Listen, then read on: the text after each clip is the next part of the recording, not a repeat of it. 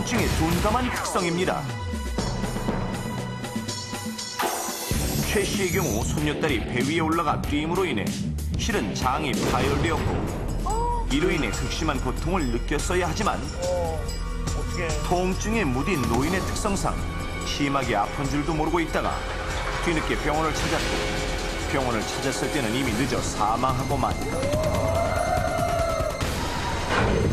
나이가 들면 신경세포가 퇴화해 감각 전달이 느려져 그만큼 통증 전달도 더뎌지며 나이에 대한 회의감이나 곧 죽을 텐데 하는 비관적인 생각으로 인해 통증에 대해 더욱 무뎌지게 된다고 하는데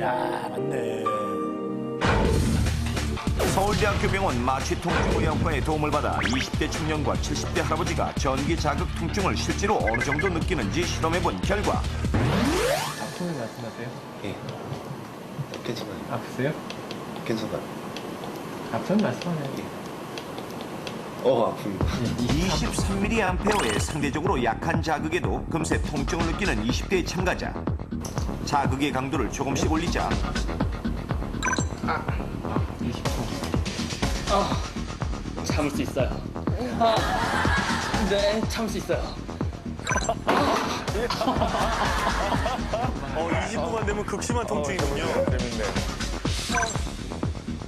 어우, 잘 참아요.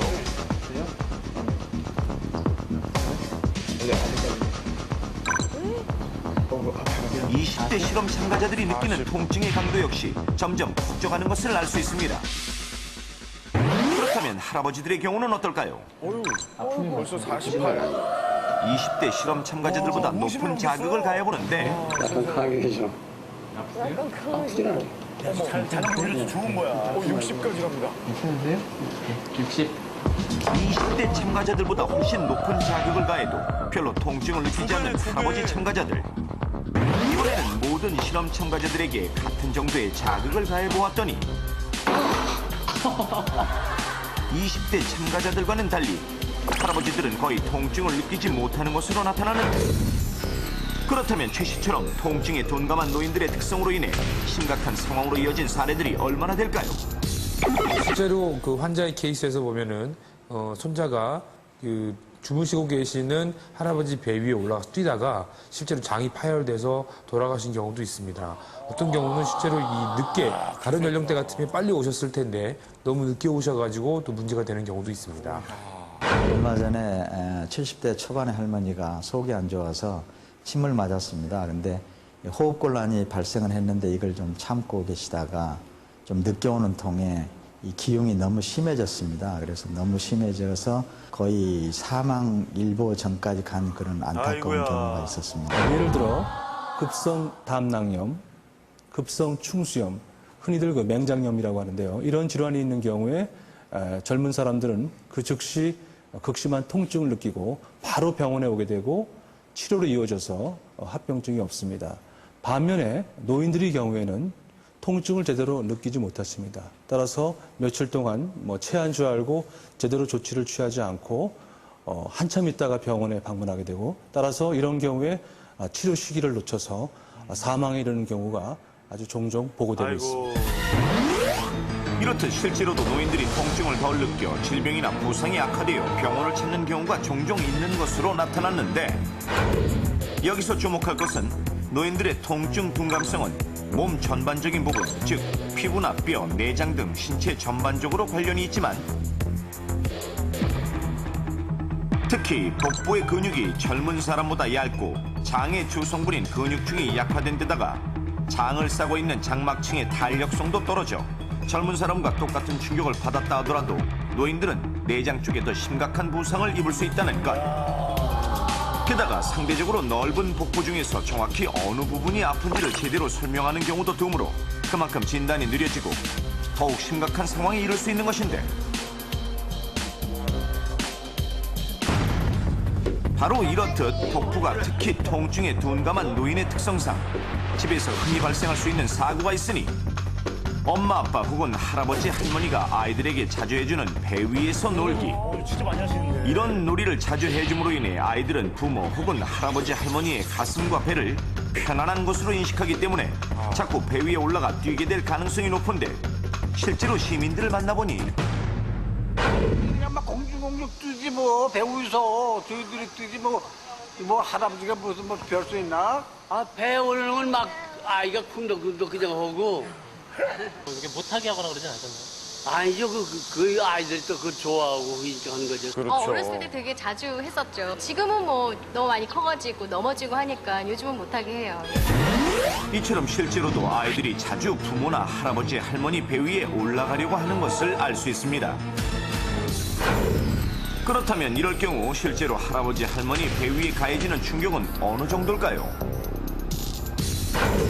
한양대학교 인체공학연구실의 도움을 받아 그 충격량을 알아보니 생후 12개월 체중 8.5kg인 아기의 경우 26kg, 체중 14kg인 3살 아이는 70kg, 체중 19kg인 5살 아이는 125kg인 것으로 나타나는데 실제로 노인의 복부 근육과 비슷한 돼지 껍데기 아래 내장 장기를 대신한 물풍선을 깔아놓고 아이들이 배 위에 올라가 뛸 때와 똑같은 충격을 가해보니 먼저 5살 어린이의 체중에 해당하는 20kg의 축,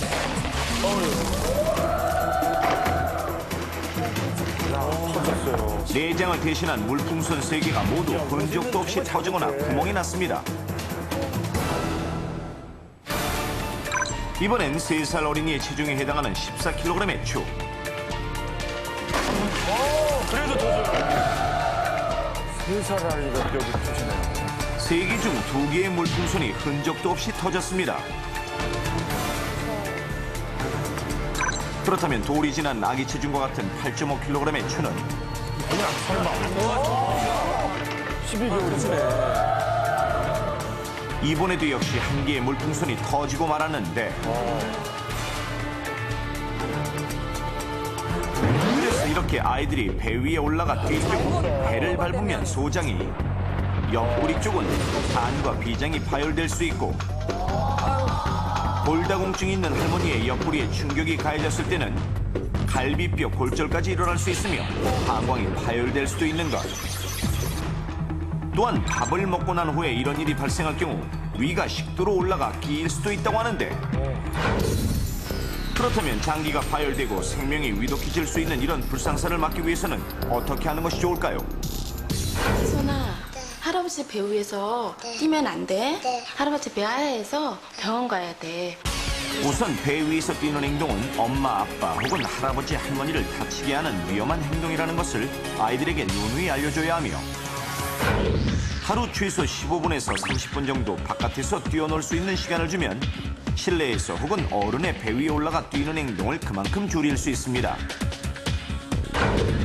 더불어 어르신들이 계신 집에서는 특히 할아버지, 할머니들이 통증에 대해 둔감하다는 것을 꼭 인식하고 평소에 활달했던 어르신께서 갑자기 식사를 못하면서 기력이 없거나 할 경우 또 가벼운 통증을 호소하는 경우라도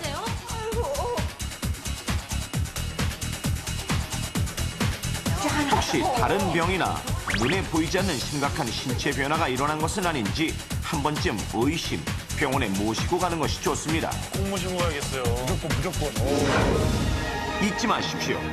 노인이 느끼는 가벼운 통증은 중대한 신체 변화의 사인일 수도 있다는 것을. 당신만이 부모님의 생명을 지켜드릴 수 있습니다.